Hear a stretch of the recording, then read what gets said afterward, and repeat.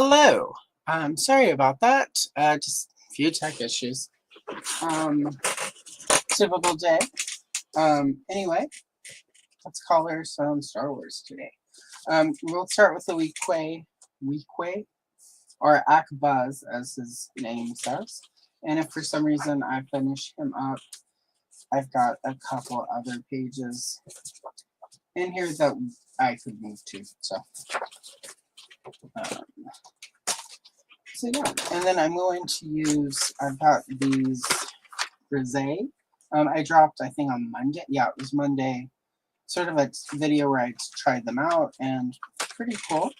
I liked them, and I started with the drawing set. So I'm going to use those today because I felt they worked pretty well with the Star Wars pages I did using this set. So I'm going to start. So yeah, we're just going to use this today. I ordered a case because they just came in this box. Not super convenient. The case is not here yet. We're not in a metro area, so if you order something online anywhere, even Amazon, it's not overnight anymore. So, and I did check locally because I am trying to buy local more. Unfortunately, nobody had pencil cases. I don't really have a craft store anywhere nearby. So. Welcome to the country. But it's a very small problem to have in this day and age. So I can wait a few extra days for Amazon to deliver a case that I like.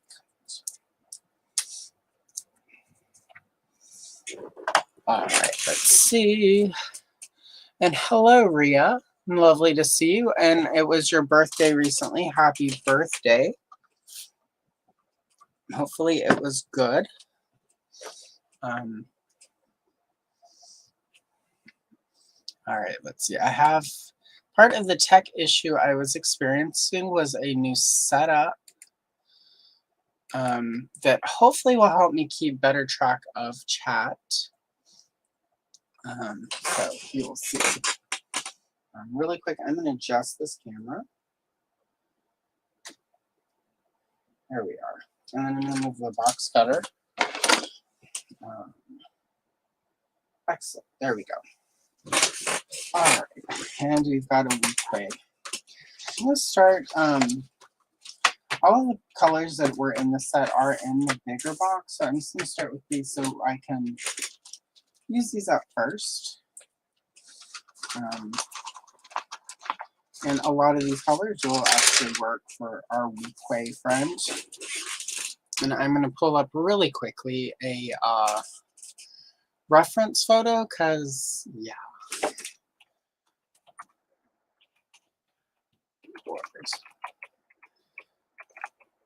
All right, let's see.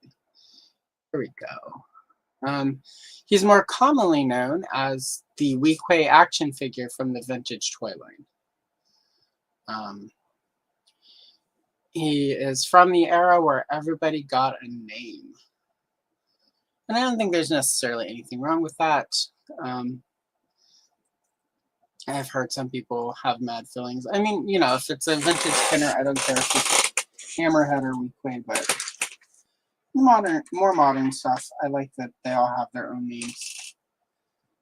So I'm going to start with the Tatooine Sky. I'm going to use powder blue.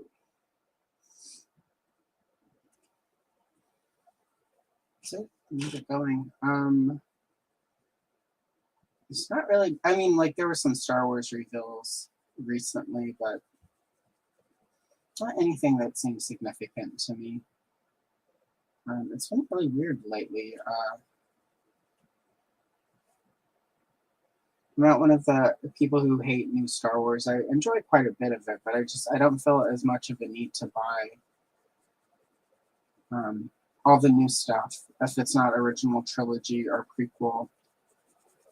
And so a lot of the Star Wars stuff just doesn't move me the same, and that's fine. There are a lot of people who really like all of the newer stuff, and it's awesome if they have Star Wars stuff for them. But, you know, there have been a couple original trilogy things revealed, so that's been cool. I did, and I will be unboxing her soon, but I did recently get Black Series Leia.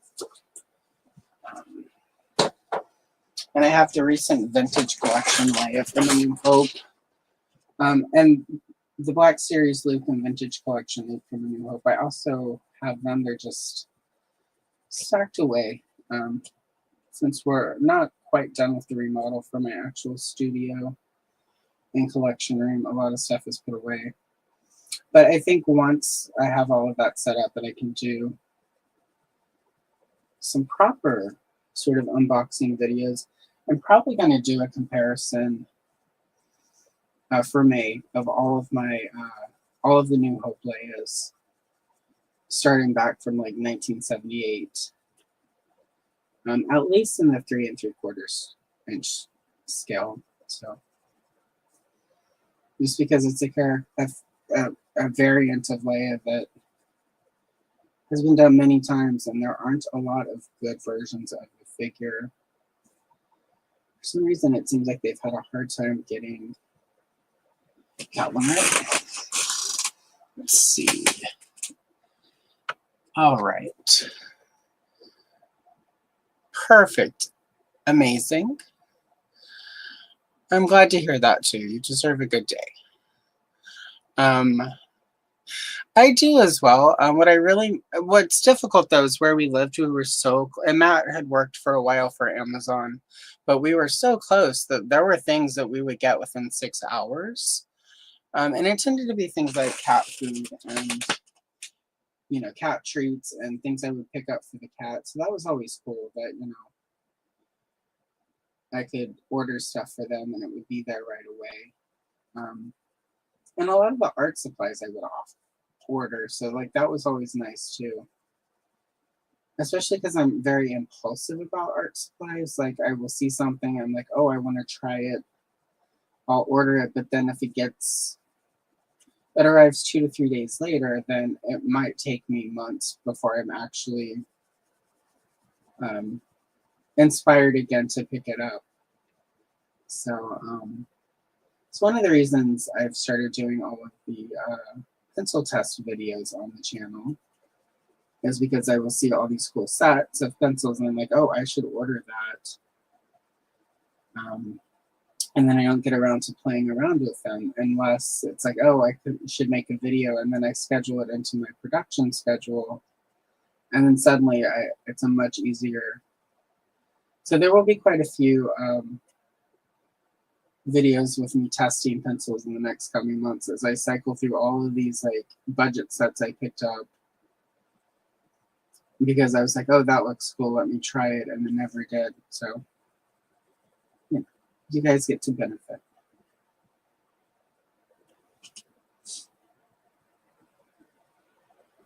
There's nothing wrong with that. It's part of the reason this channel exists, is basically for me to make excuses for buying a lot of stuff that makes me happy and then sharing it with people. So. Otherwise, I'd be doing clickbait stuff where it's like, you won't believe this shocking thing that happened. And probably making lots and lots of money. But I also think people who do that kind of content probably burn out a lot faster and probably have much harder lives.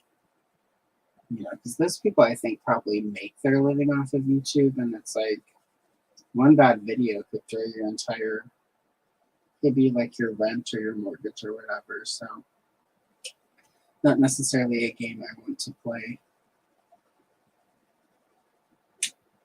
But if they enjoy that, good for them. If you ever see me doing clickbait, it's because I've decided clickbait makes me happy.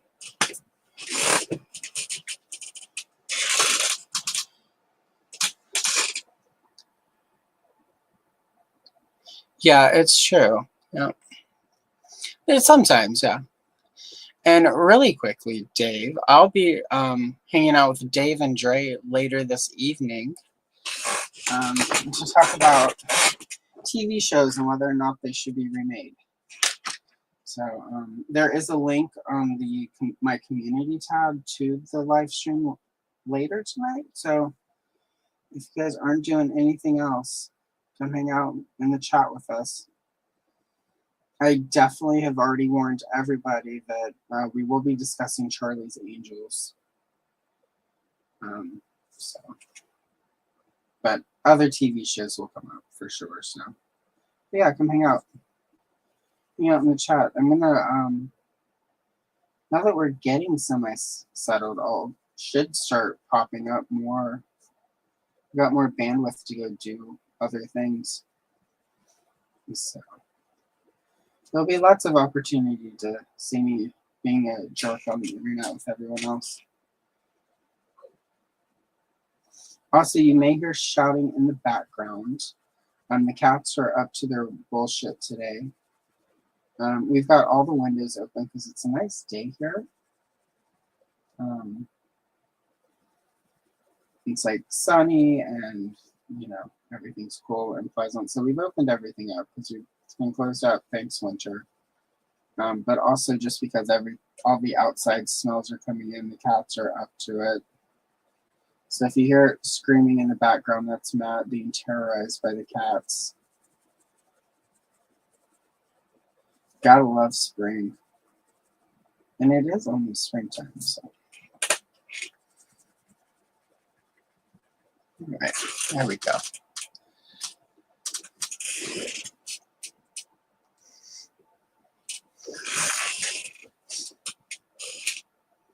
I'll go just a little bit darker around the horizon.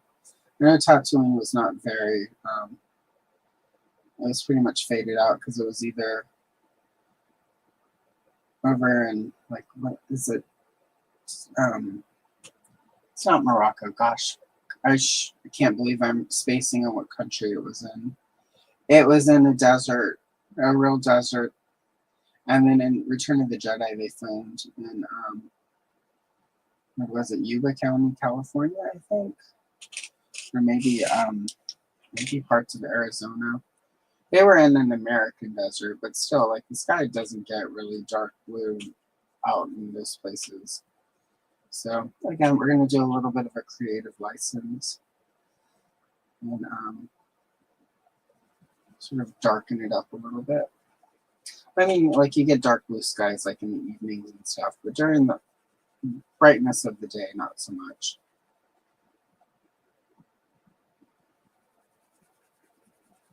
I say that as if I'm an expert. I've only been into any desert a couple, like mostly driving through between when I moved to the Pacific Northwest from the south. So it's a miserable drive, let me tell you. There's one point through in Arizona where I was just like, how much longer does this desert go on?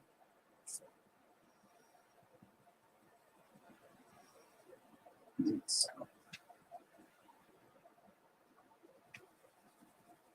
I'm not cut out for desert life, I don't think. Huh? Yes, accurate. Thank you, Chris. Thank you. Yeah, I think that's like if I were just sitting here thinking about stuff, I would have known it like that. But for whatever reason,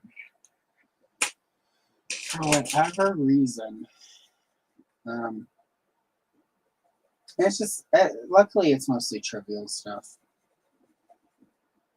I think I just have so much in my head that, like, in the file system, it's not, I need to reorganize how everything is filed.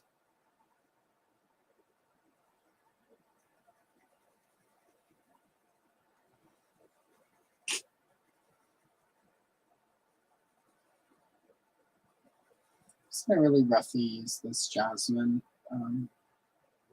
I'll go in and layer it with some other colors in a bit, but I'm gonna get it's really basic palette down.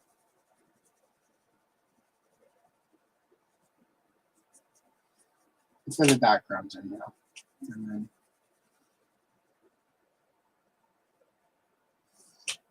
That'll make it a little bit easier for my brain today.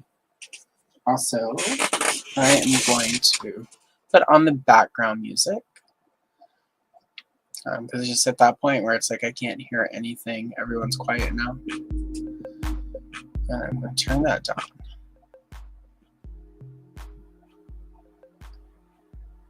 There we go. All right, and if that gets too loud, just let me know. Oh, that would be bad.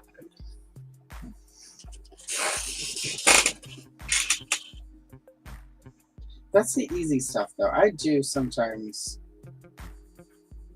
I don't really forget, but it's just like sometimes I think, oh my god, wait, what's this person's name? And it's somebody I've known for like 20 years and see every day. Or sometimes, like, I'll be like, wait, their name is what? Like, that's such a weird name. And then I'll, like, sort of trip on, like, how odd their name feels all of a sudden. If that doesn't seem like a real name, what is going on? And it's always something, like, simple, like, you know, like John or Thomas or Bradley. It's always something really just sort of generic and common where it's almost like my brain is just like, that's so weird. What a weird word. Why do we say, you know? Sort of this weird, and I can't even say it's because I'm older. That would happen to me always. As I remember being 12 or 13 and just tripping one day on the word cotton. Like, why do we call it that? Like, how do we all agree that this is what it should be called? And what a weird word. So, luckily, I've just always been odd like that. So, I'm going to go in with the raw umber and start darkening up some of the desert.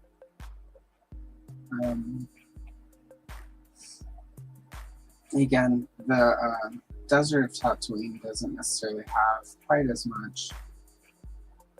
It's usually washed out, so it's mostly just sort of deserty, but I'm going to put a little color into it. So one of the things I do like about the pages from this book is that the art is so stylized. It makes it a lot easier for me to sort of indulge, you know, not trying to be 100% accurate to what was on the screen.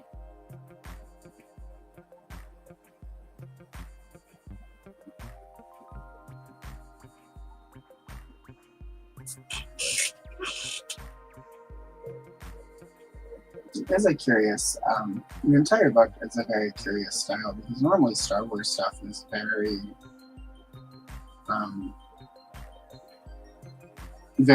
much goes for screen accuracy. For whatever reason, in 1997, when all the special edition stuff was coming out, Lucasfilm okayed some way more arty style art.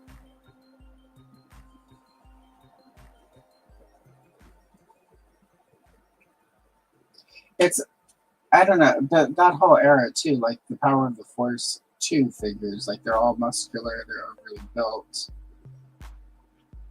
You know, it was weird that Lucasfilm sort of went for that as well, because normally Lucasfilm is very much, you know, like there are a lot of figures that Kenner wanted to do, and Lucasfilm would be like, no, that's not what they look like on the screen. That's why Snaggletooth, the figure changes. So, I don't know, it's really weird that they sort of, for this sort of brief era, Lucasfilm was sort of like relaxed about everything, sort of looking closer to screen act, and it's really there. I have a Star Wars activity set that's full of like stickers and others. At some point, I'll use that for a video. But again, it's very stylized. It's, you know, the costumes aren't really necessarily even accurate because they've been sort of stylized with like almost comic books of the day. And so it's really interesting how relaxed they were for a while about. Yeah, it's not like that at all now. It's like everything has to look. Yeah, with a few exceptions, of course. But for the most part, they want everything to look just like it did in the movie.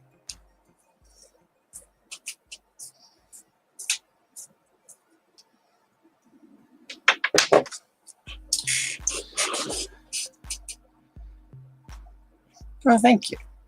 I don't know, like it always sounds like people say that, and it's like it kind of feels easy to me once I get warmed up. But so it's really hard when people say that. Like when people have a hard time with any sort of art thing, I have a really hard time remembering that sometimes you can't. Some people just don't have the ability to sort of practice at it and spend a little time and get good at it. And what helps me with that is anytime I try to play any sort of a musical instrument, it's all bad.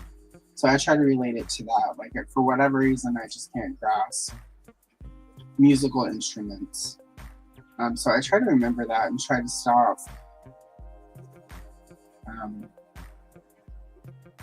You know, like anyone can be a great artist. I think anyone can do art stuff. I think anyone can color.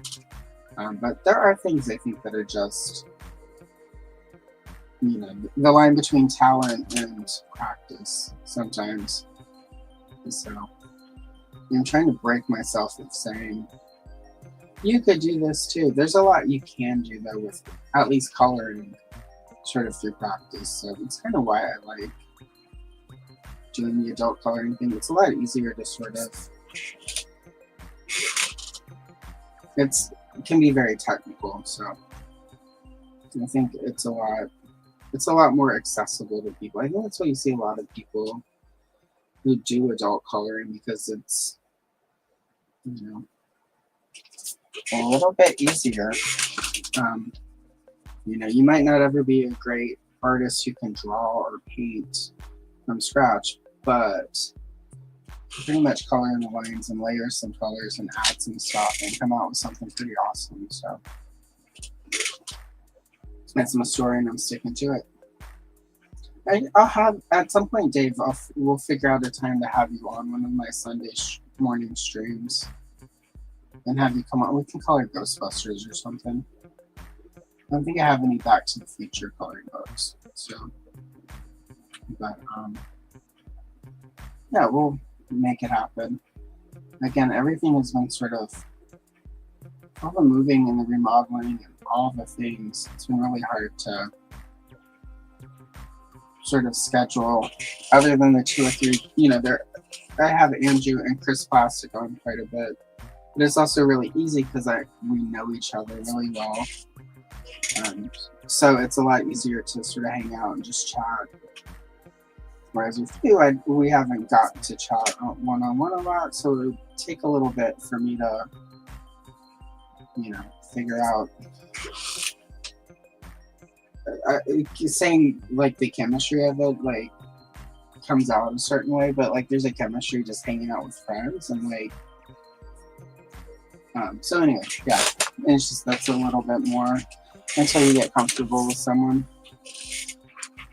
All right, so I'm going to use henna now, which is very red for Jabba's Palace, but this is just sort of a base. And then I'll go in and add some oranges and some browns and look it out looking sort of like we all remember it.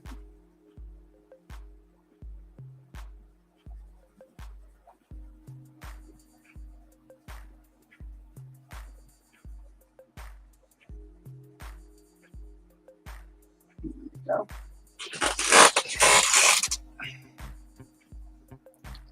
Hello, Erin. Lovely to see you. How are you today?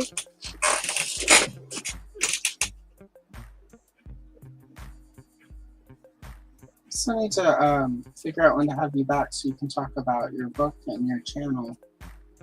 So hit me up when you're ready to start that process.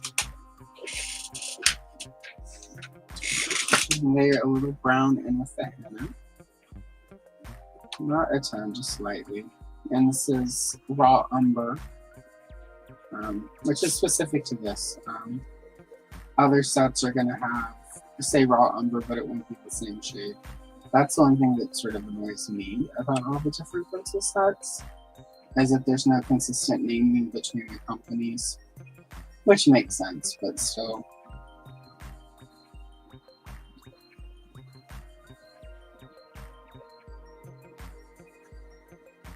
One company's raw umber is another's dark mustard or whatever.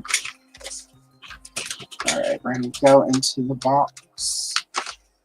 And let's see. Huzzah! It's poppy, but it's very orangey. It's sort of like an orangey red, which is kind of what we want for Java's palettes. Because it was very like sort of brown and rusted looking. And since we're doing a little bit more of a cartoon look, I think the color works sort of for the more cartoony comic lookiness of it.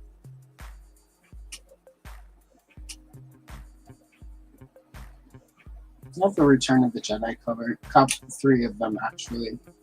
3 different ones by an artist who's very photorealistic, which is amazing.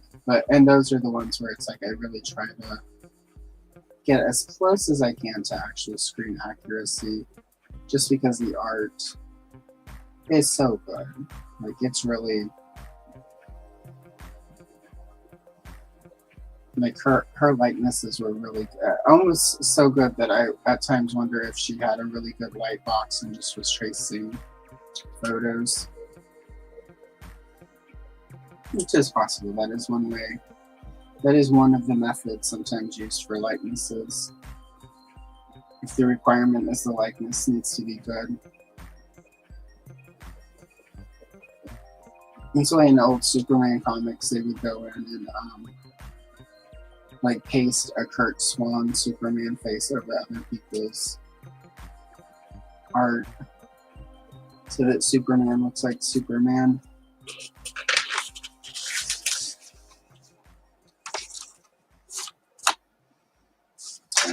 This is terracotta. It's a darker brown, and I'm just gonna go in sort of over the red, and it's in the reddish orange. My apologies. And sort of get it. It's like a cartoon version of the color.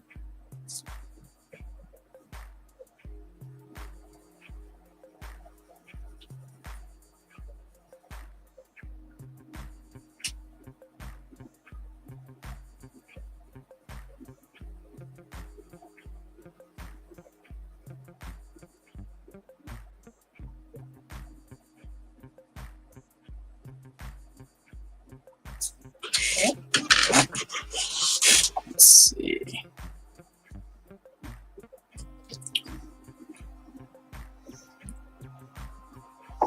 Got it. Well, once that changes, we'll figure it out.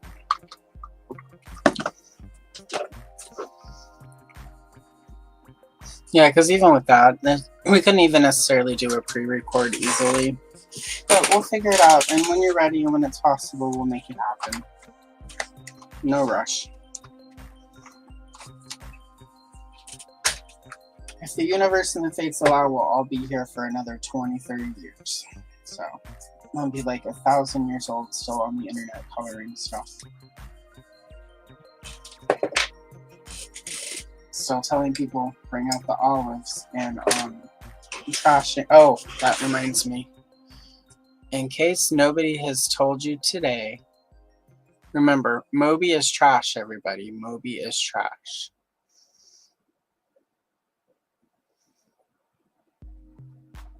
All right, just a regular reminder. If I don't do it, nobody else will. So.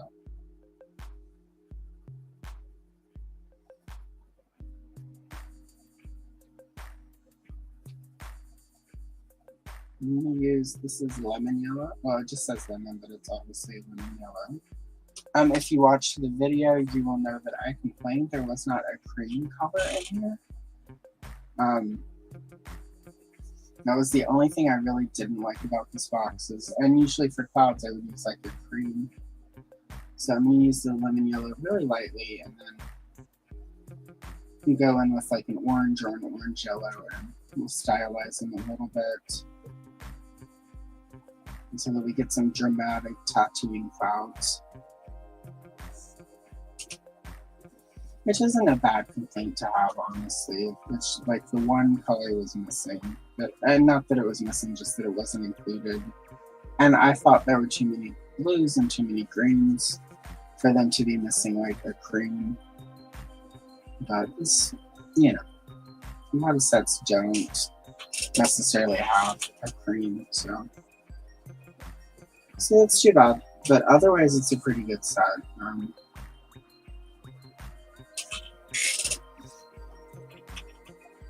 I am definitely, or else I wouldn't be using it today. I would just relied on the Prismacolors. All right, let's see. And this is Carrot. And in addition to Carrot, Vermilion. So it's a couple different oranges, and I'm going to use those sort of to do some shading in the clouds.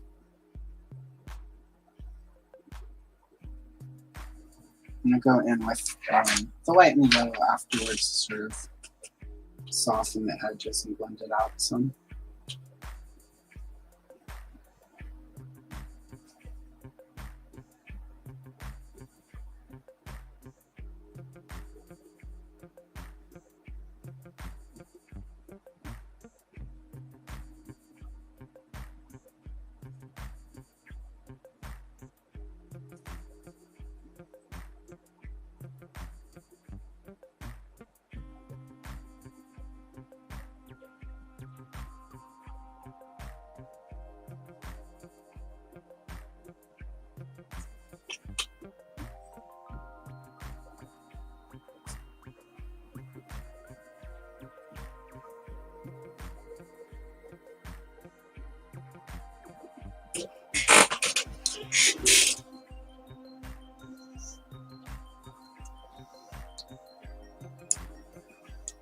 Oh, excellent. That's really good. I think you shared two. Those were what those videos you shared the other day were, correct? I don't know if they're like publicly available or not, so I'm trying to be vague. Yeah, that's the word I was looking for, vague.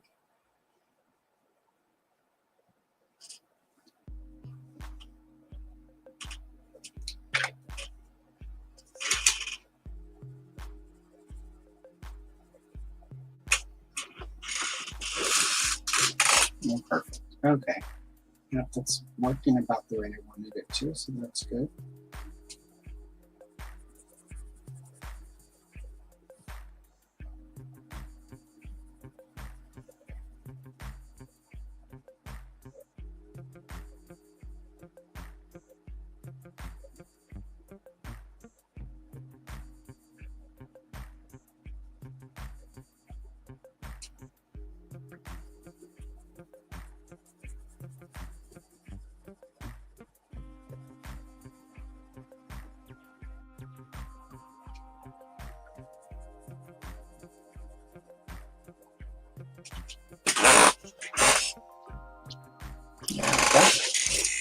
Okay.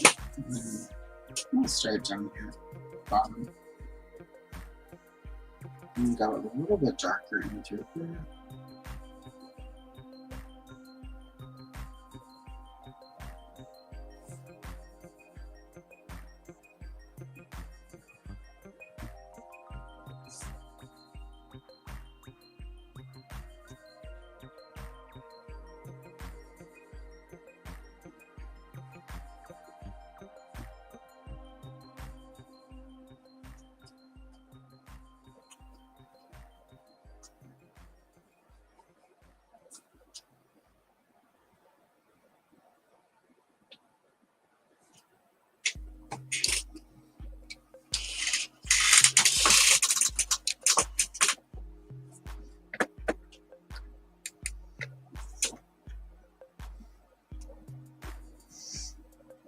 Yeah, that can be hard. It takes a while. Nice.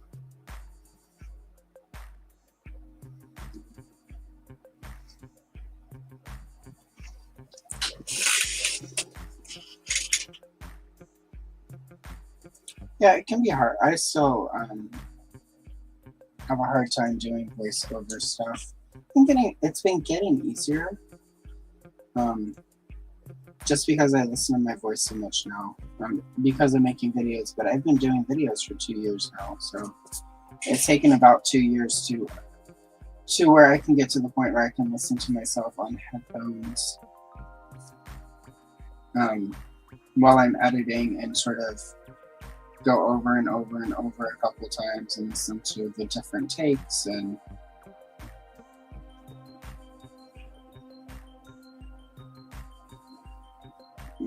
not completely just hate the whole process. It was really first, that's why part of why it took so long to do any videos with any sort of voiceover was I had recorded them and fixed it, and it was just the process of the editing and listening to it.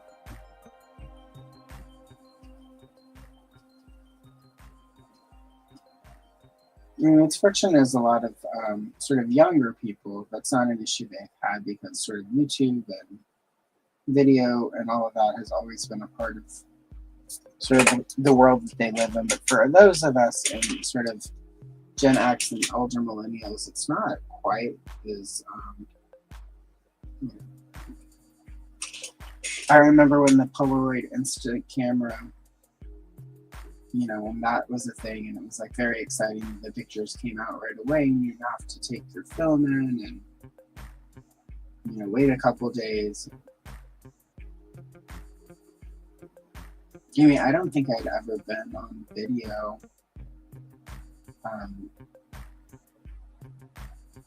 until like I was in my late teens.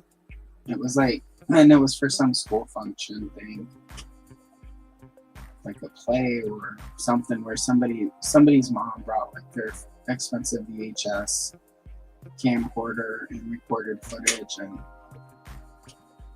so like the whole sort of audio video side of this, where it's like me actually being involved in it, was really weird at first. Still kind of weird some days, but it's gotten easier. It's gotten better. It's just it's a process.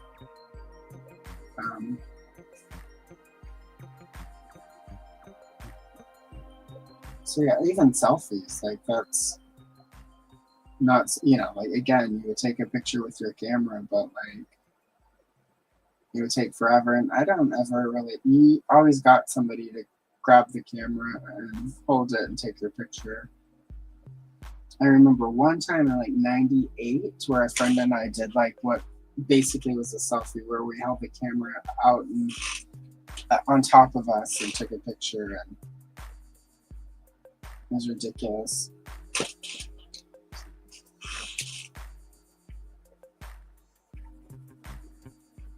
It's my little cheap $20. I had to take film from that one and get it developed, but my little cheap $20. I think it was a Kodak, one of the Kodak cheapies. But I still have that somewhere. I found it the other day when I was unpacking with like 17 rolls of undeveloped film in those little cases. So I need to see if there's any place anywhere left in, like locally that I could drive to and drop film off to get it developed. I assume somewhere. I may have to drive up to Portland for it, but I'm going to assume somewhere somebody can develop this film for me. It's going to be wild too, because like it's all like at least, I think the last time I used the camera was in like 2008. So it's going to be a lot of old stuff. Probably a couple of the Carls on there before they were Carl. So that'll be fun. And flashbacks to when that, not, you know, they weren't awful yet. Figure it out. But yeah.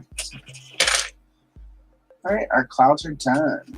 Let's see, we are at, oh, just still under an hour, which is good. And see, that's the thing, like, as long as you enjoy making them, so.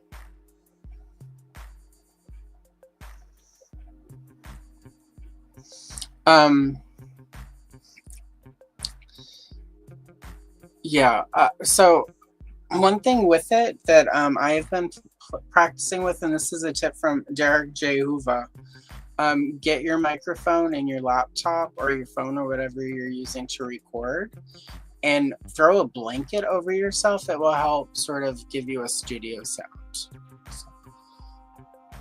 Hello, CJ. You're not late. You're on time for whatever time is in your day. Hello. Oh, wait. There we go. Hello, Andrew. Back from a dog walk. Is that a euphemism for like lunch with a boyfriend or actual dog walk? Because it could go either way, honestly. Alright, let's see. Alright, I have my reference photo pulled up for our weekly. Say that 20 times fast. And he's got gloves on, so it's not actually even. I don't even know that this is technically. I think the internet. I think they've given him the wrong weekly name, but we're just gonna roll with it. If George Lucas doesn't like it, he can come talk to me personally. But a word or two with him, I would like to have anyhow. All right. This is called Tuscan. And I'm going to use that, use it just to sort of do the first shading for his like face and his skin.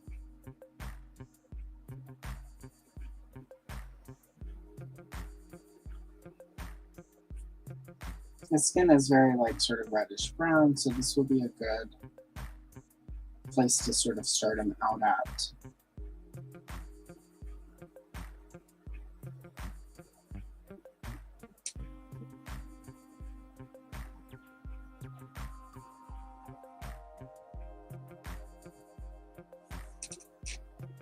And because this is sort of an underlayer, I'm just sort of doing an outline around sort of all the lines or all the creases where sort of the shadows should be. And to be sort of fancy or super precise here. That'll happen when we add the other colors in for his skin.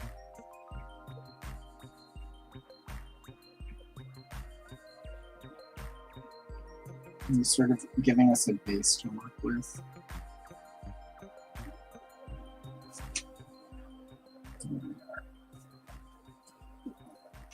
We'll get in there. Perfect.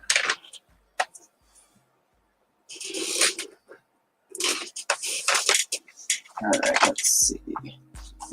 I wish the case was in because, like, this is what I'm dealing with here.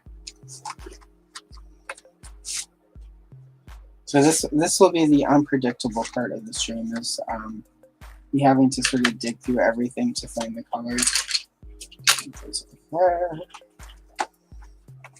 Because these are the ones that go in the pouch.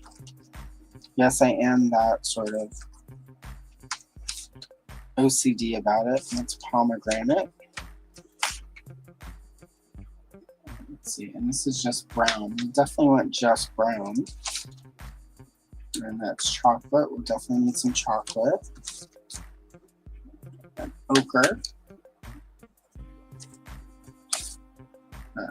Good news is this is every color I need, but not the one I need right now. So we're getting somewhere at least. Alright, there's a warm gray. We're going to want some gray. That's green gray. That's actually one of the ones I'm looking for. Oh my gosh, pomegranate. Stop trying to be the Thatch of the pencils.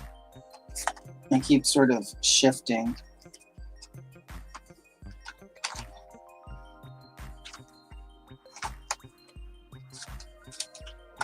Oh, there it is. That's what we wanted. Nope, that's not what we wanted.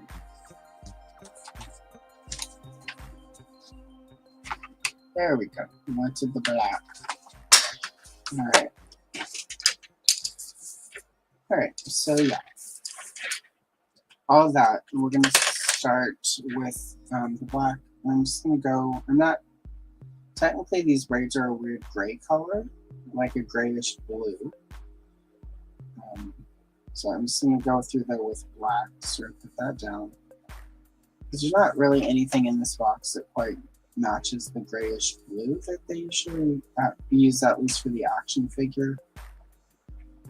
I'm going to put the black down first. And then I'm going to go in with the gray green. And sort of lightly do that.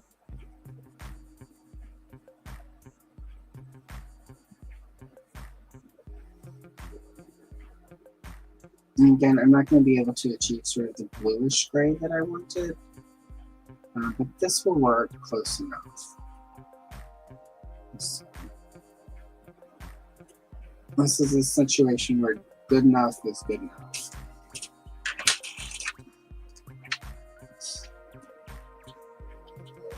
And then I'm going to go in with the chocolate and just sort of put a little bit in there.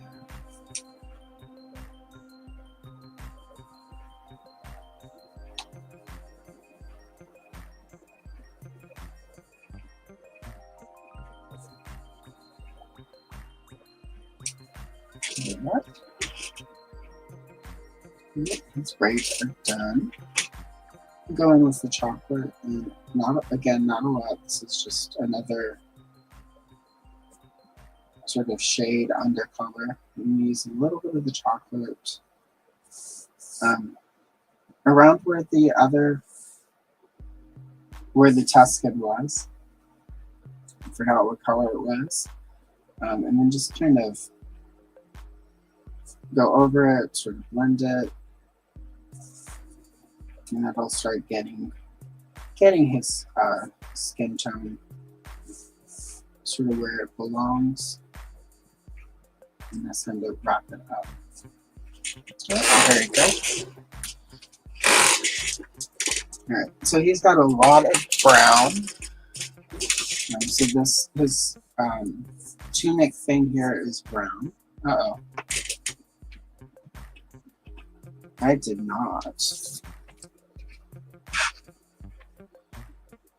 There we go. There's a pencil shaving under there. That would have been heartbreaking. So we fixed it.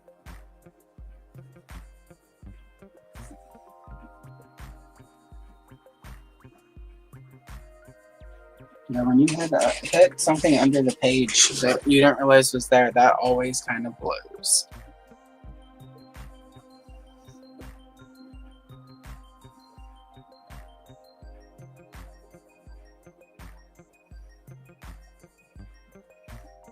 Excellent. Very good.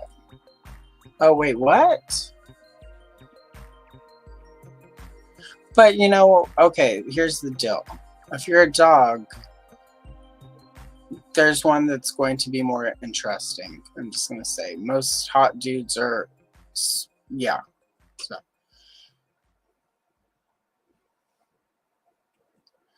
Oh my gosh, you better spend all of those NFTs.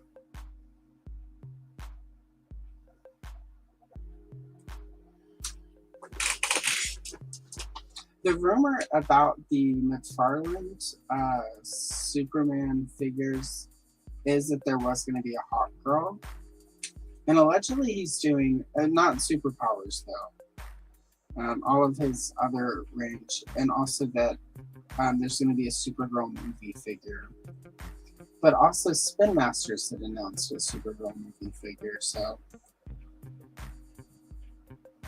I know based on sort of what I would like a Supergirl 1984 movie figure to look like, both of those companies. I mean, as much as Todd is the bane of my existence in some ways, I will say his the 7-inch range figures, he has been a lot better about mixing it up and giving some deep cuts and remembering that women exist. I mean, in looking at Todd, I can see why he would forget that there are things, you know, that women are existing in this world. Like, look at it. It makes sense. But I will say in the 7-inch range, she's done a really good job of, you know, if he had brought that sort of, you know, like, bare minimum to superpowers, I think a lot of us would not be feeling the relief that we're feeling about somebody else potentially making some superpower toys. And frankly, Mattel has shown with, like, you know, the Masters of the Universe Origins, that they're willing to revisit an old scale. And so hopefully we'll see some. And also it's really worth, you know, a lot of people sort of either don't remember or forget the original Secret War toys through Mattel. Like, the reason none of sort of the Secret War or retro figures that Hasbro has done have been in that scale or that body type is because that particular tooling, that body style, Mattel owns. So in theory, they could give us superpowers, but they could also use that Secret Wars bug to make some DC figures. So there are a couple really interesting things Mattel could do with DC as far as retro style lines. It would, I think, be kind of fun for a lot of reasons if they did a couple Secret Wars body style DC figures, but I definitely am hoping that they pick up superpowers and sort of go in and right Todd's wrongs. I mean, their entire superhero girls toy line for Wonder Woman is just really nice. Like, I think I have everyone but the Beast Boy for that line. And I have the place, you know, like the high school play set. I'll be able to set all of that up really soon. That's exciting. Be able to get to set that up again. Hopefully I still have Katana, because one of the cats kept always trying to steal it. That and Harley Quinn's hammer. So hopefully when I box all of that up, those things were still part of it and not sort of in the cat's death cave or eaten and pooped out. All right.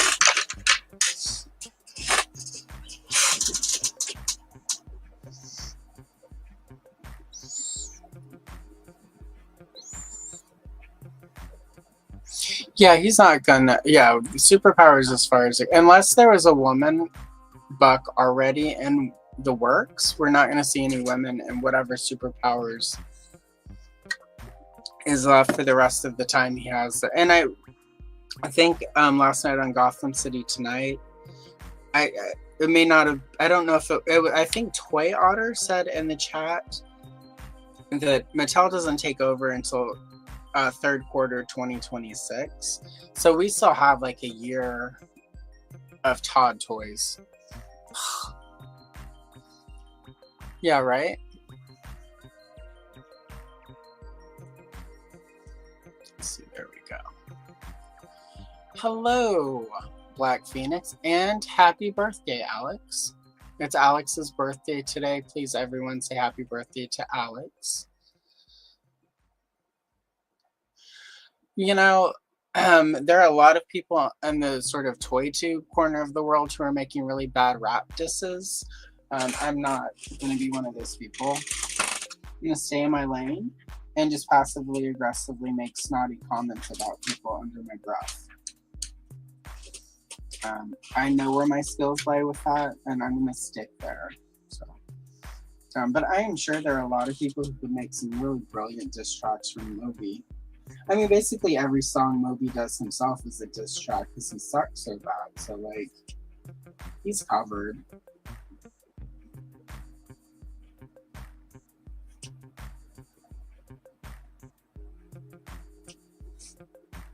I mean, he's just, it's, yeah, it's like, yeah, no.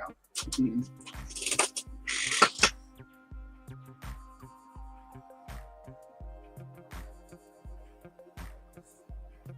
Poor Moby. I mean, think about it. He has all that money. He was briefly famous, and he's still gonna die alone and unloved. Like, it's just kind of sad when you think about it.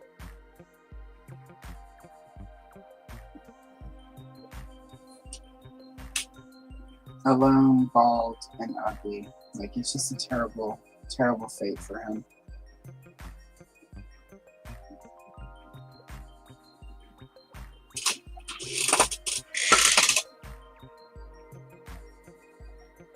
I mean, Lana Del Rey, like, said, like, he put this in his book. And I did read the book he wrote. And I will say I read the book he wrote for one simple reason. If you're going to talk smack about people, you need to, like, hear them out so you can wisely talk smack about them. And so that it's coming from a real place. But Lana Del Rey told him one time, this was before she was famous. She was not, I think, Lana Del Rey at the time. But basically, he like had her over. So God only knows what horror she suffered. But she was like, "You're the man, Moby," and he took it as like, "Oh yeah, I am the man. I'm awesome." And she was like, "No, no, no. I mean, like, you're the man. Like when people say stick it to the man, get the guillotine, the man. That's who they mean." I'm like, don't make me like Lana Del Rey, Moby, because that's really like that's pretty epic. So anyway, if you ever hear me overlooking Lana Del Reyness of it all, it's because she to his face at his house kind of told him like what's up. So you've got to appreciate that.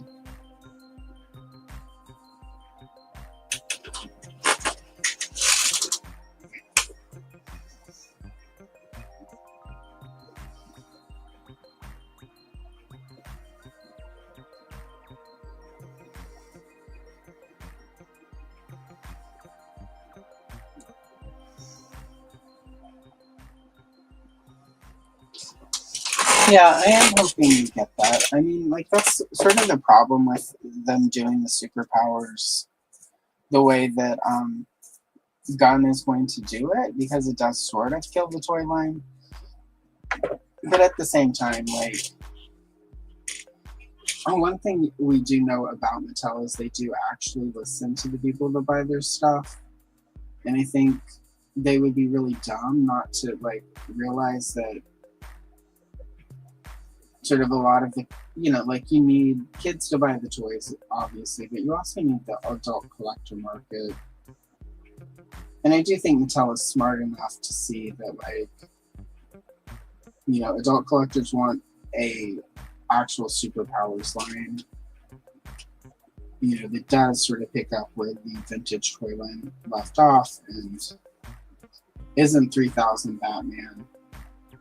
And I think Mattel has enough of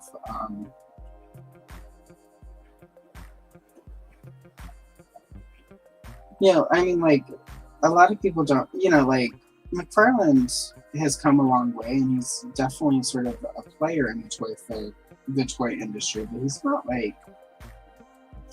a mega corporation like Mattel and Hasbro.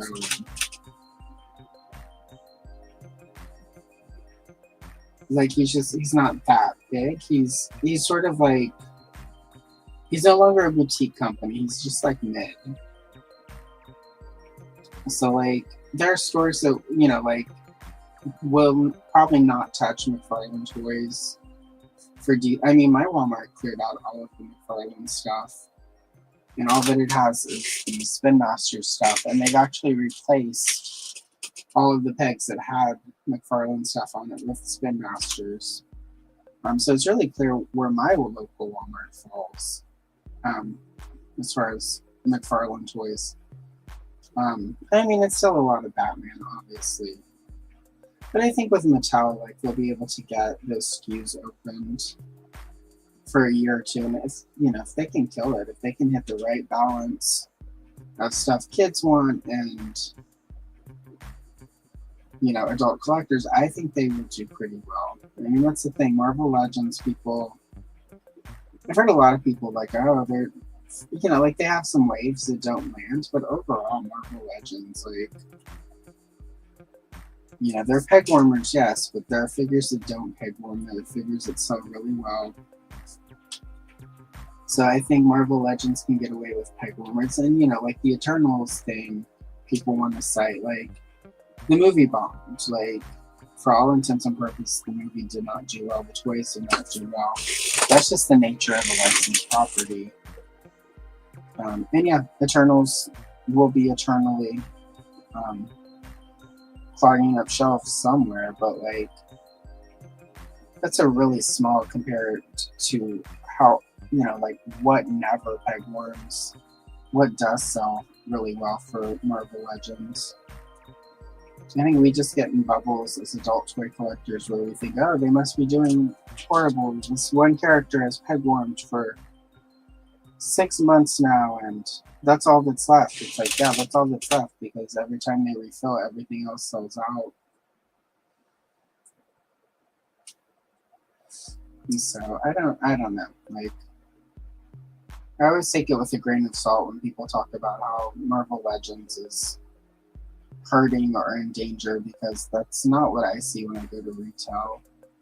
I think people misunderstand the concept of peg warming. An entire wave peg warming, yeah, can be a problem. But if it's just one or two figures and all the other stuff coming in sells out around them, then Toyland's not really in trouble. I think there are too many of us who are on the YouTubes talking toys think we know a little bit more than we do. I mean, there are former brand managers from toy companies who are on the internet talking about things they don't know about, because the toy industry is changing and it's not the same now as it was. You know, when those people worked at a toy company. And sort of the pandemic, the lockdown, everything sort of changed. And once the lockdown ended, things started changing again. So like retail in general is just evolving. You know, not just the toy aisle. Like a lot of my local, you know, like even the Walmart we go to, their housewares department, like there's some shelves that are just empty. They aren't restocking. So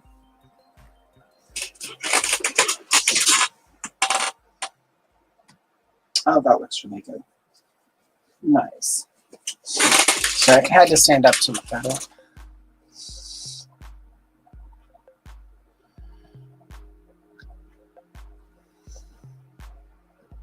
Yeah, I mean, that's the thing. There were a couple figures from that line that never peg warmed. I don't have an Angelina Jolie because I could never find her in the store, and she was way too expensive on the secondary market. So I think, again, we get, as adult toy collectors, we just think we know, because we've been doing this for 20 years, or in my case, God. I mean, again, I'm a Star Wars early bird kid. My parents sent away for those 4 figures. So like I've been, you know, collecting for longer than some people have been able to not poop in a diaper. I mean, and some people poop in their diapers at the end of the life. So for there are people who I will collect toys just as it stands today. I stopped collecting today, my toy collecting lasted longer than they haven't pooped in a diaper. So, all right, let's see. His shirt is a really pale, powdery blue like the sky, but I want to go a little bit darker. So we're gonna go a little creative licensing here. I'm gonna start with Azure.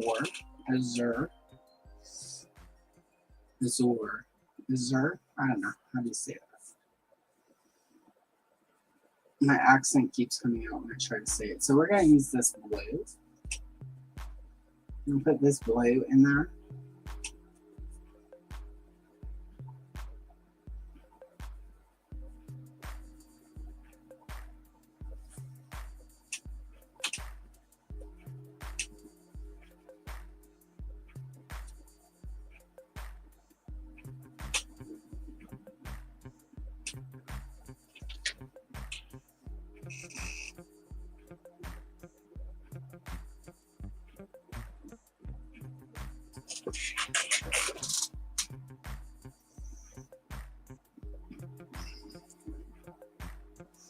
I did.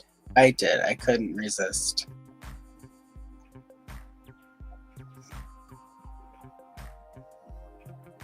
Right.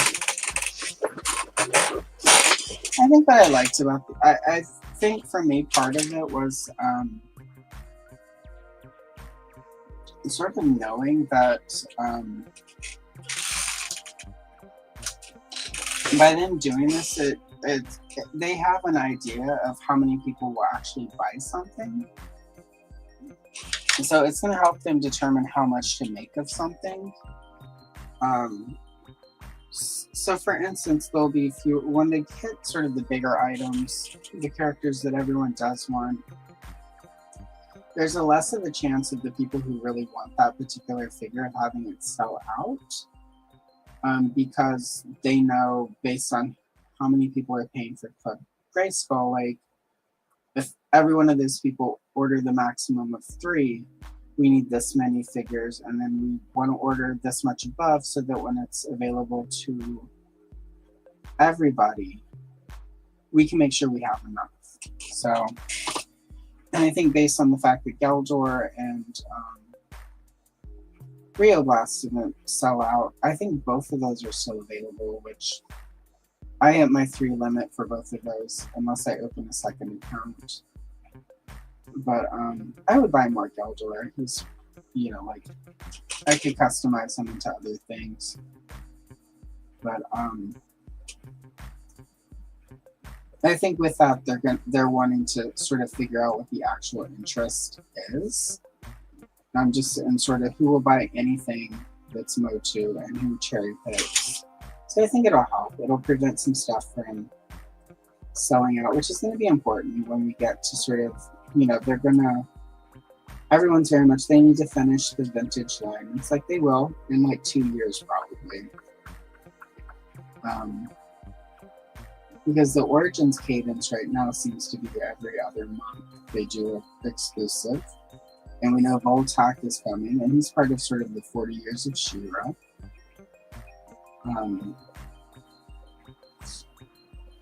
So, you know, that's one of the slots. And I'm going to assume, since it is the 40 year of She-Ra, there will probably be some sort of exclusive that's very Princess of Powery. Maybe something with braided hair, you know, like maybe Starburst She-Ra or a Glimmer or Bubble Power She-Ra or a toy catcher that, you know, is only available through Creations. Also, I expect we'll probably see somebody like Dial-A-Mug as an exclusive, Mattel Creations exclusive. Dragstore is one of the last of the Horde figures to get made. Hurricane Hordak has not been made. So there are a couple, you know, so even if they do it every other month, which has been the cadence, they can get to all of those. You know, Hordak and Dragstore are pretty high up the list. Multibot.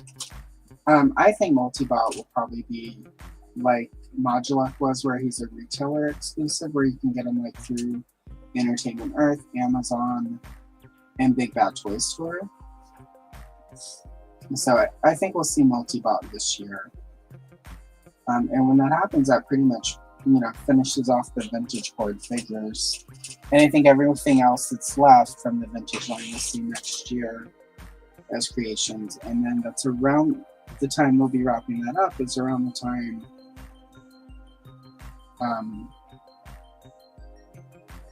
they'll want to start prepping stuff for the movie. So then they'll be able to use Mattel Creations for more cartoon collection, more vintage style figures that were never released, or deep cut characters. And at some point they'll probably want to do more 2000X and Origin Scale. So I don't know. I think overall I feel like it's a good sign that they're investing in it and they're committed to getting sort of the rest of the figures out. I could be wrong though. I don't work there. So this is all me just guessing based on what I've seen them do in the past. So.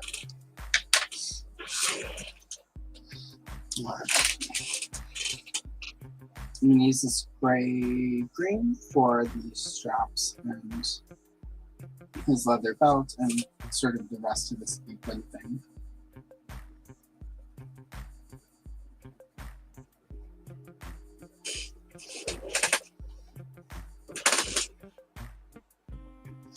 Yeah, there's that as well. So like I feel like there are a lot of benefits to it.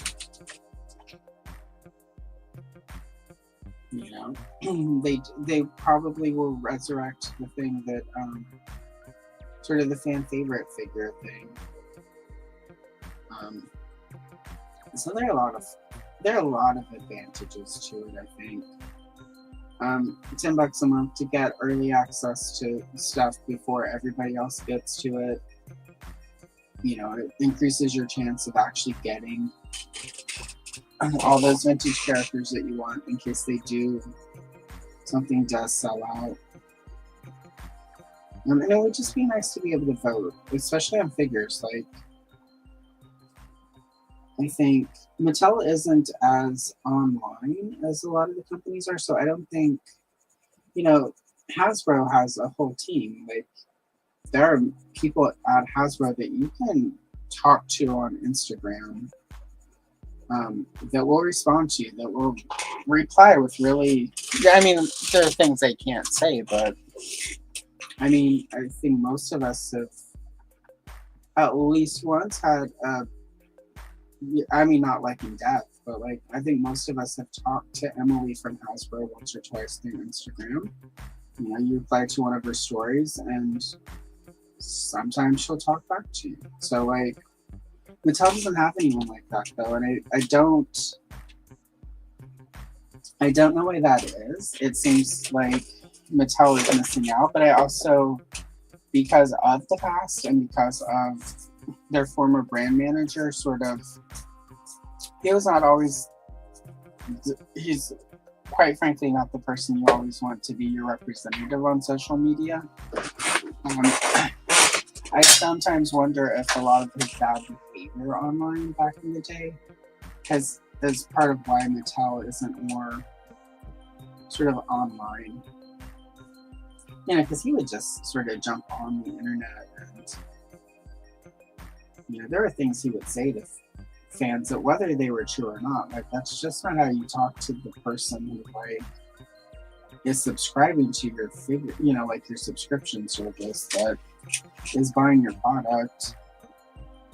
And every time he would be like, you guys are lucky that anyone's even making these toys. It's like, that's just not how you maybe people respond to that, but every time he would say that, it would make me like really mad that I wanted anything that they were making.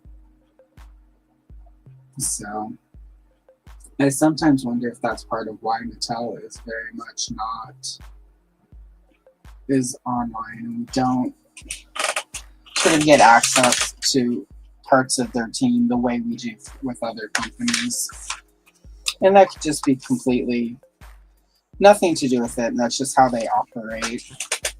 But it just seems really strange that the last time they had somebody from Mattel who did sort of interact and did that it went pretty spectacularly badly at times.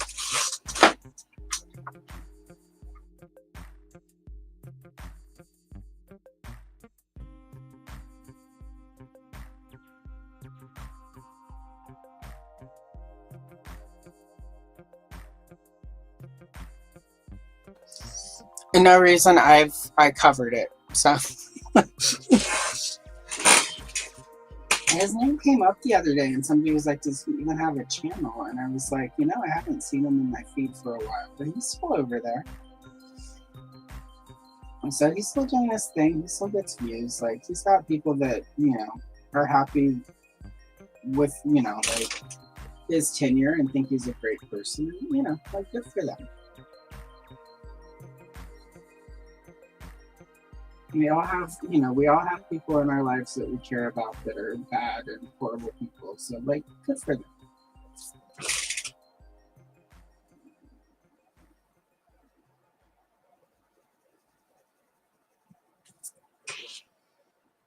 But I mean, I still sometimes. I mean, I haven't had to recently, but when I did the Villain Obscura Geldor-ish episode, I went and watched Scott's video on it because he was the reason that, you know, he was in charge whenever Geldor was made, and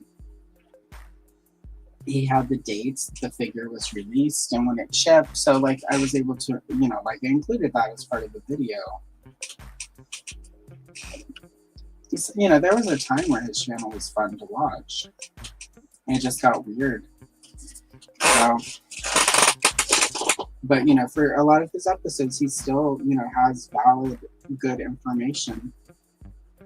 I just don't watch anything where he tries to be an expert on the current state of the toy industry, or anything where he. I like his, like, I don't know if he still does them or not, but I used to like watching the episodes where he was teaching hieroglyphics, because he really seems to like that, and like he was really good at it. It always kind of made me sad that more people weren't watching those. But overall, he's a good reminder that when you get sort of caught up in the clickbaitiness of it all, that it can take you to dark places. So.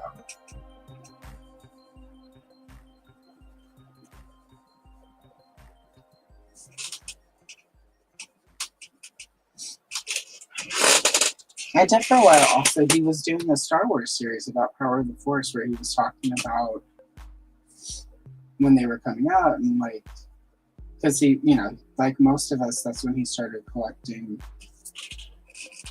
became an adult toy collector. And it was really fun listening to when he would tell stories about like, oh, and I found this figure here, and this is what was going on, because that's part of what interests me about people's collections, is it's like that memory tether that they have. Like, one of the things I do like about adult coloring, I mean, obviously everything I color on the channel, I'm sitting here, I'm at the desk, but I was, the other day when I was organizing some pages, I was like, oh, this is one of the first things I ever did for the channel, and like I was able to like remember, like, oh, and it was, you know, like it was really cold that day, and you know, like I had a really good breakfast, and so it's like there's a memory aspect to all of the collecting and the stuff we do that I find quite interesting, and I think is a big key as to why a lot of us still, I mean, I can 100% say about 75% of my collection is me buying stuff that reminds me of like happy times as a kid, or like unhappy time as a kid. Like, I made a purchase recently where it was 100% buying something I had wanted as a kid but I did not get, and just the act of buying it and like finally being able to own it after like 43 years really made me like, it felt like I was getting over some stuff that I should have gotten over but I never had, and it's just a really cool feeling. Like, again, that's a big part of, I think, why a lot of us do what we, you know, collect, and we jump on the internet to talk about it and to share, is sort of the stories of it, sort of the connection that we have to the toys that we thereby, like, by extension, have with each other. So, anyway, that almost sounded like hippie. Like some hippie crunchy granola shit, so I apologize. You're not allowed to have like a real moment of sentimentality. It's bad. Super bad.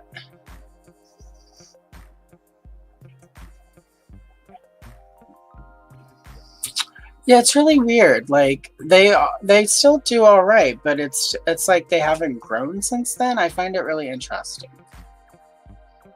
Yeah, exactly. Hello, 3-star draw. Welcome. How are you today? Good to see you. Yeah, right. Exactly.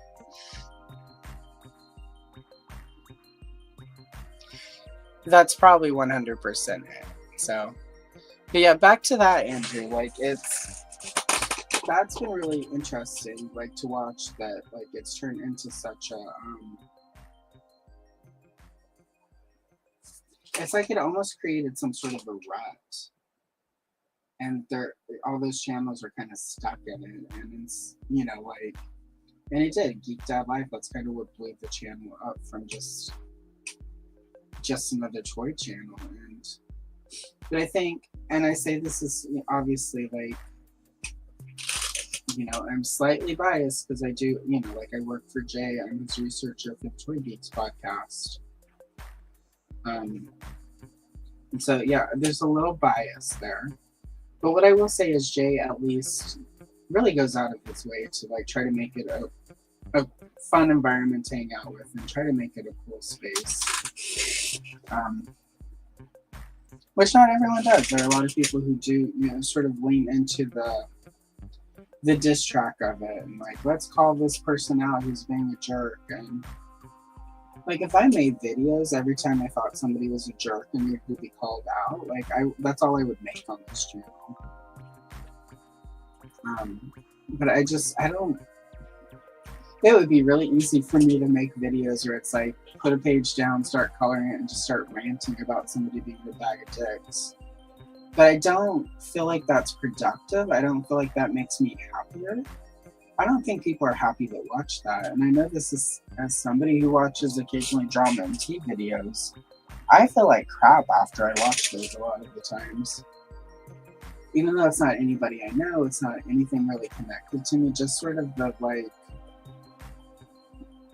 negativity that comes. And not necessarily the tea channel, the people covering it are miserable, but just sort of the miserable people that they're talking about. It's like this miserable thing that's happening where you're talking shit about each other, and now a video's being made about how you're talking shit about each other, and it's just, I don't know, like it's really interesting just to like how bad I will feel after I watch some of that stuff. And don't even get me wrong, I'm not even trying to be virtuous. There are times where I watch it and I 100% lean into it. I've probably even sent a few of you videos like, oh my god, listen to this bitch. She is getting torn down in the comments. Because, we all sort of have moments where we lean into that, but I don't try to make that content myself. I would be really unhappy. And I can be really mean. I know this is a shock to me. But I very much could be a Heather or a Mean Girl if I really leaned into that, and I try not to. Because we all saw how Mean Girls and Heathers ended. And I want everyone to remember me for crash landing through a glass table with my last words being corn nuts. It's very sad.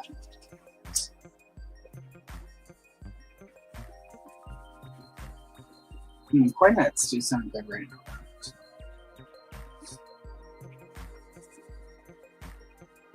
Yeah. My goal in the world is to try to be better than all of that and try to like create a space for people to hang out and listen to me ramble and watch me color. Or I can watch a video where I ramble on about some old toy company or some lore or some toy line that you don't remember. Because it's way more fun.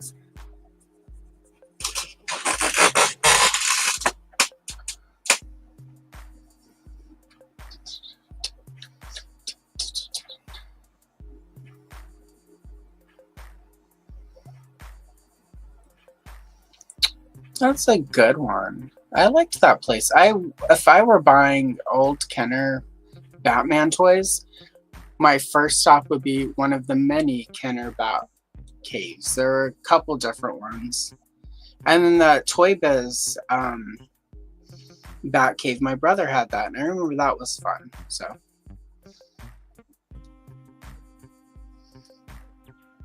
yeah, I don't know. Like, there is that. I mean, like, 100%. If Moby ever moves in next door to me, or Phil Collins, or Lena Dunham, if any of those people move in right next to me, then I choose a life of crime. But for now,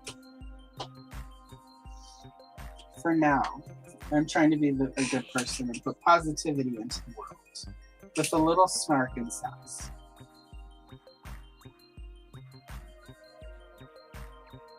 Or something like, I don't know. I'm thinking too hard about it. Let's move on.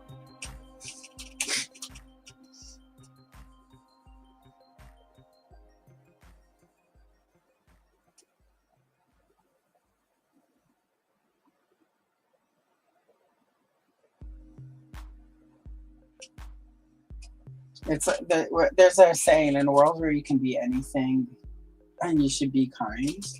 And the first time I heard that, before the person said, be kind in a world where you could be anything, and I quickly shouted, like, be funny. So there's that. Like, I mean, yes, kindness is good, but it's not where my brain went. We should be funny. So yeah.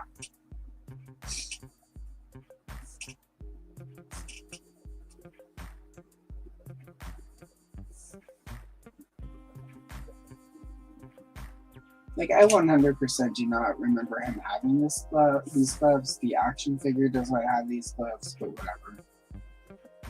The artist took some artistic license, and I'm trying not to let it bug me, but y'all, it is bugging me.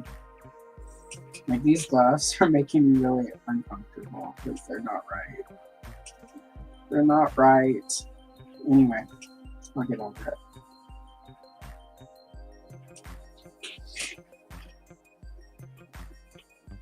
You should go on a rant and make a 20-minute rant video about the gloves not being right. And just spend 20 minutes being a sad potato head.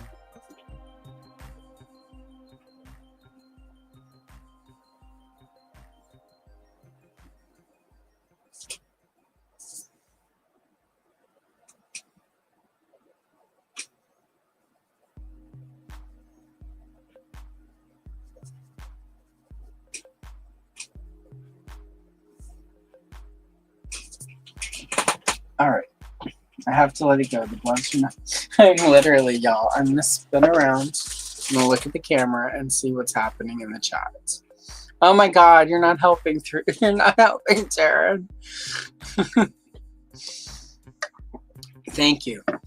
Thank you, CJ. You're helping me come out of the glove pit. Oh, wait, that's. Oh, God. Welcome to the glove pit. That's, if I ever do a members thing for the channel, that's what I'll call it. You can all be members of the glove pit. See if Lawrence's daughter will make a welcome to the glove pit and then have her do it in the most preposterous way she can.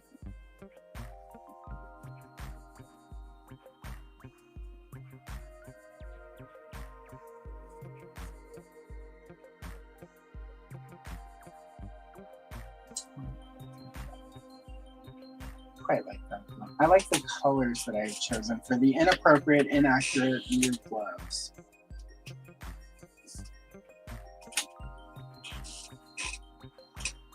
I will never forgive you, Weequay, for being wrong.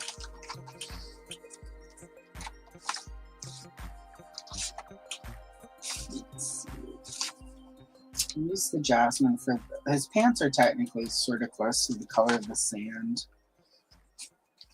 But I don't want his legs to blend in, so Since we've already got inaccurate gloves, we're just going to go a little bit more inaccurate, and we're going to use this yellowy color that's called Honey.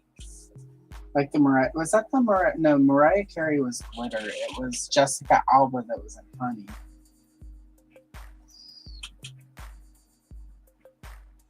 I'm going to tell you though, I watched those movies back in the day. Those and the one with Britney Spears in the car. What was it, like CrossFit? Crossroads?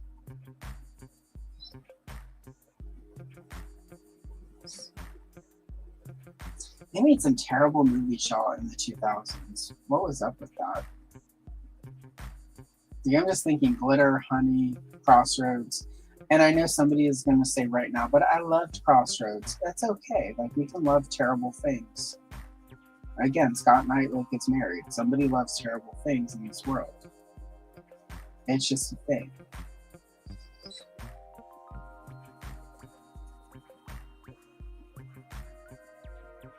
But man, glitter, Honey. Also, I just realized I have not had lunch, so it's a little bit more unhinged. Anson Mount. Oh my God! But okay, let's think. Speaking of things that are awesome, Anson Mount, pretty hot. He's probably way too young for me, but kind of hot.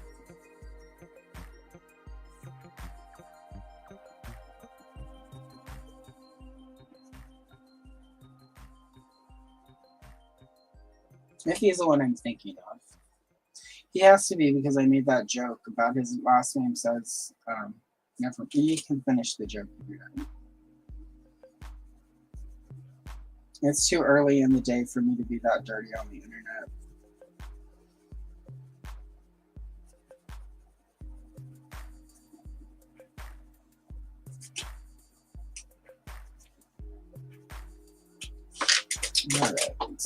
Alright, so we've got me yellow of the pants.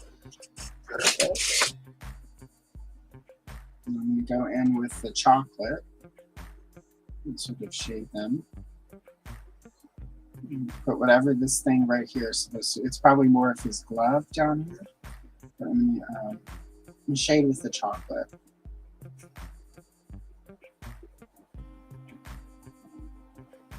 I still have to do the strap, but it involves the glove, so we're going to pretend the strap is not there for the moment. Until I am emotionally equipped to look at those gloves again.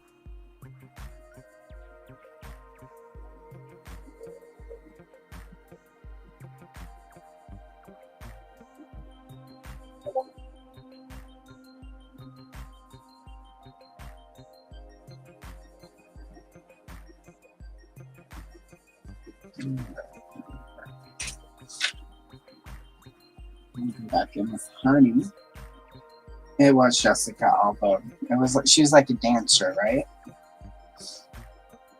She was like the best club dancer ever. And she becomes a bigger club. Or is that the one? Or am I thinking of Save the Last Dance? Where Julia Stiles teaches Juilliard about hip hop dancing.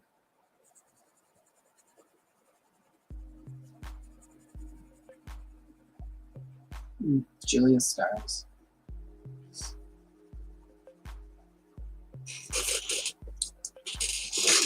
There we go.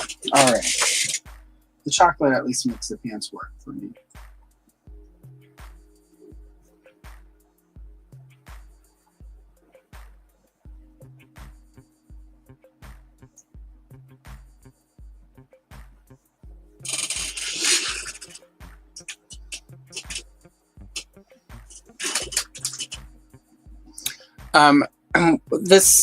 That was a theory of the movie, but if you've seen her rhythm, there's no way she cured anything because she did not have any rhythm. I think that was the most insulting thing about the plot of that movie was her dancing was, yeah. Like, I mean, she did better than I would have done, but it's not saying much. Like when in that scene where she flips the chair around in her Juilliard, her audition, just like I did go see that at the theater. Like I sat through that, And I was mostly invested until anytime she had to dance, and I'm just like, this is not reality. This is not. I mean, like, they couldn't have got the girl a stunt double, a stunt dancer. I mean, they did that even for Jennifer Bills and Flashdance. They got, like, somebody who was a better dancer and just put her in a wig. And you know what? Even though I can tell that it's somebody in a wig, I will accept that. They could have put anybody in a wig. They could at least dance, and I would have accepted it through the magical movies. But nope. I just remember sitting there in the theater, and I may have snuck alcohol into the theater that day. You know, it was the 2000s. Like, you just did stuff. You know, you would take your 7-Up in, you would have your little flask of, like, wild turkey or what have you, and you just drink a little bit of your soda, and then you would fill it up, and then eat your popcorn and your Milk Duds.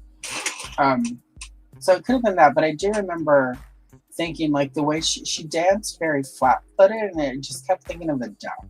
Like a duck stamping its feet like it's about to rush you. Do with that as you will. Ooh, somebody needs to edit that footage of her dancing to the DuckTales song. I mean, I should do that. That would be fun. Anyway, Julia Stiles, if you ever watched this, I apologize. I loved you in 10 Things I Could Buy. Moby, if you ever watched this, you're the worst. I hope you die.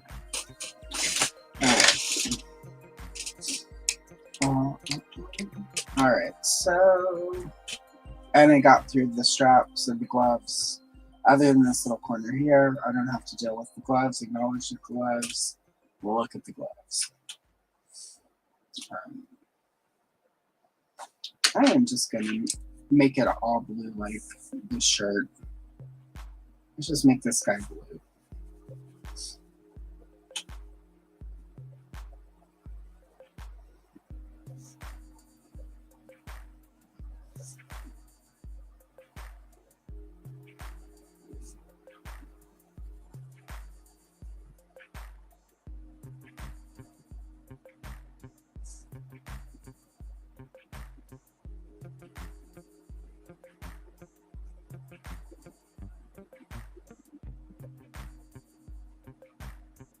All right.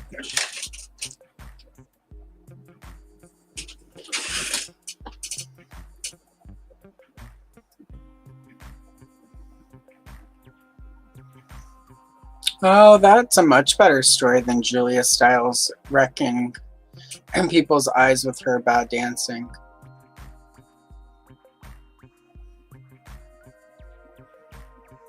Well, hello, Kenzo. Hey.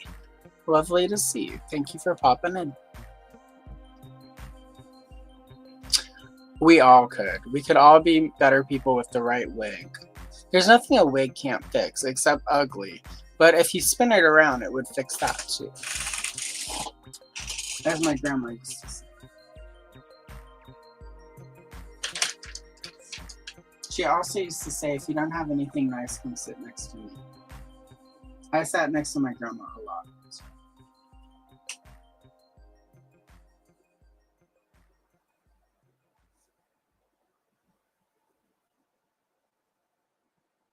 She's actually part of why I'm a collector. She collected things, and she would take me when I would go stay with her in the summer and buy me a lot of stuff. And so.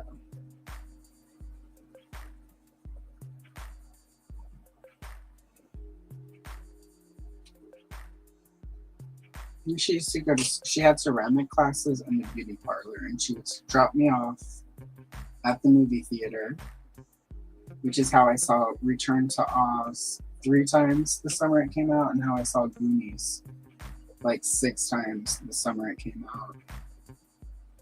I was there for like 3 weeks. Yeah, I spent like 3 weeks with her, and you have to go to the beauty parlor every week, and ceramics was every week. So, and I would be there about 4 hours, so long enough to watch the Goonies once and Return to Oz once. So that was a pretty good summer. That was the year I got all my Shira stuff. And so summer of 1985 was not bad. But yeah, I do miss my grandma. I mean, I miss both of them, but I miss that grandma quite a bit. There are a lot of times where I wish I could call her and just be like, oh my God, you will not believe what I bought today. And then she would be like, listen to what I bought today. She had a room full of porcelain dolls, and some of them were Franklin Mint. She didn't have any of those creepy dolls, though. Like, she didn't have anything that looks like it would come alive in the night and take you out. Lots of Franklin Mint, like lots of just like really pretty porcelain, expensive looking. Yeah.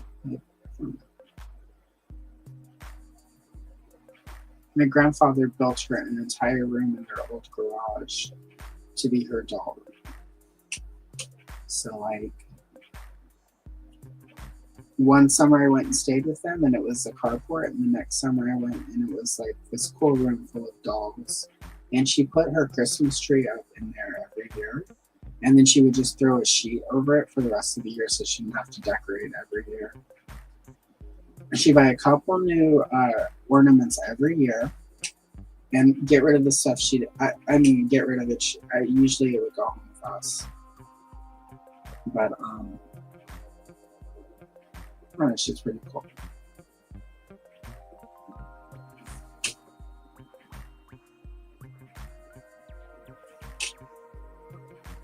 But yeah, I think she would quite dig sort of my collection and sort of what I do.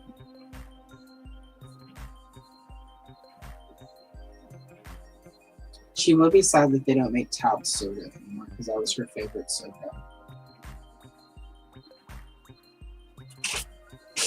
But I'm sad they don't make Tab. That was my favorite soda. So,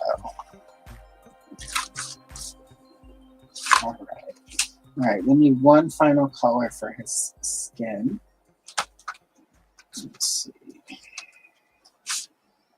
I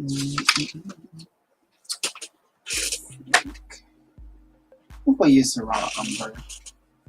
I think that'll blend it all together.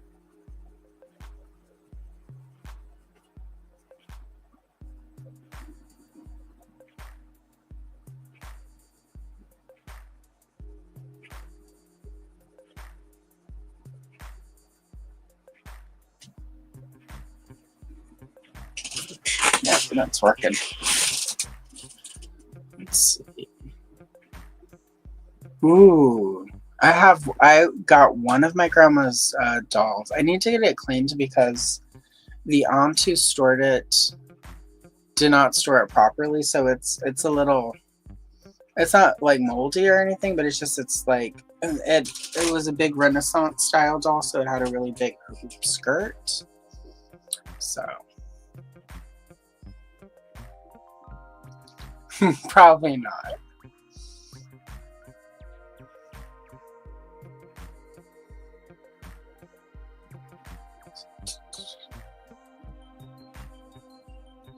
Nice, just catching up on the chat really quick. Oh yeah, it's a good time to go. Oh my God, Casey and JoJo.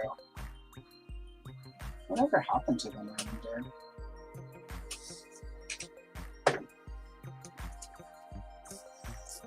Nobody knows where they are, but Moby is still around. This is wrong.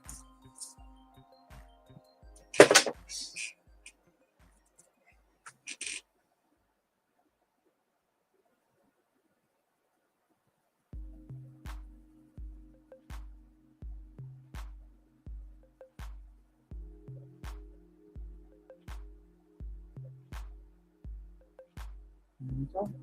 It's almost done.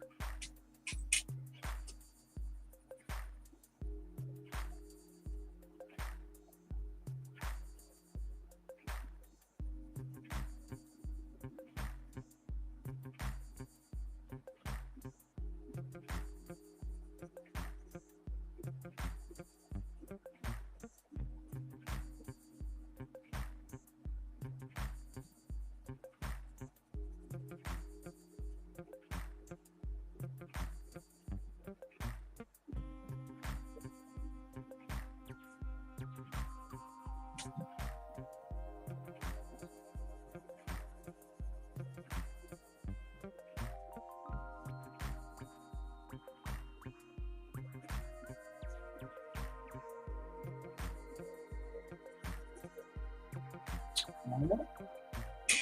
There we go. I survived his gloves. Alright. Let's get the alcohol markers. I'm gonna put some color down for his little bar there. We'll do orange. Orange. I think that came out correctly. Orange is one of those words that sometimes goes wonky.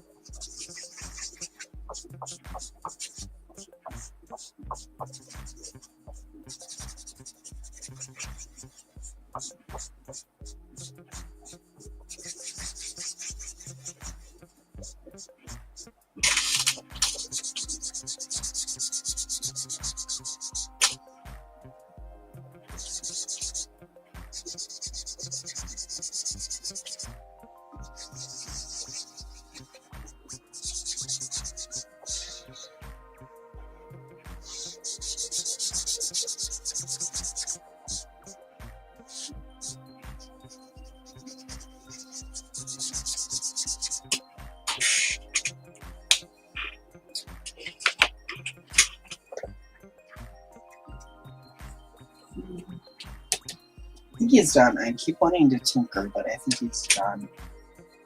Actually, I lied. Alright. I know I need to stay away from the gloves, but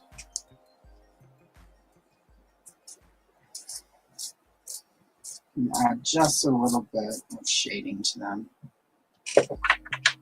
I was so trying to avoid them that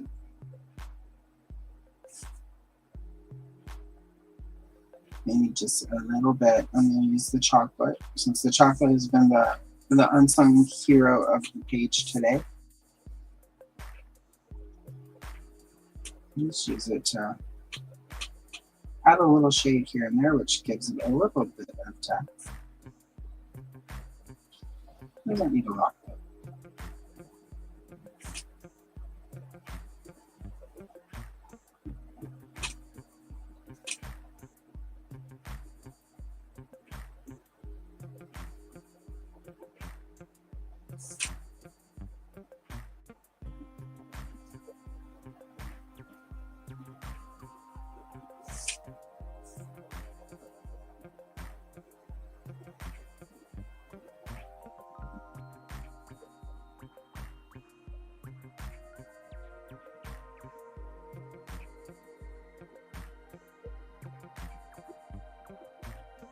Okay, there we are. That's it. And simple, but it helps. All right. Very nice. Oh, he looks good. Very good. Thank you, Akbuzz. All right. It's a little early, but I don't have time to start something else, so we're gonna go ahead and wrap it up today. Let's see. Sunday. Andrew, 80s Toys, and I will be coloring a page from the DC style guide. So definitely come and hang out with us. It'll be fun. It's always fun to hang out with Andrew, as is, but more so when we get to talk. Tomorrow there is a video. What is the video tomorrow? It's gonna look great now. All right. Yeah, tomorrow there's a short. Of course, there's a short. It's Gloria Baker and Bruce Sato from Mask. I did 3 days of Mask shorts, so those are there. Tomorrow, G.I. Joe Real American Hero 1983. It's the little pamphlet that came with the 1983 toys. I turned it into like a booklet format. So that'll be a video available tomorrow for those of you who enjoy those. And then Sunday with Andrew. And then on Monday, I'm doing a flip through and coloring of the Cabal Creations Volume 2, which is by Dusty Standiford. It's a Cosmic Legions fan coloring book that Dusty made with his art. And Oz of Ostradamus Toys very generously gave me a copy of that for Christmas. So I'm doing a flip through and a coloring of it. So please check that out. It'll be fun.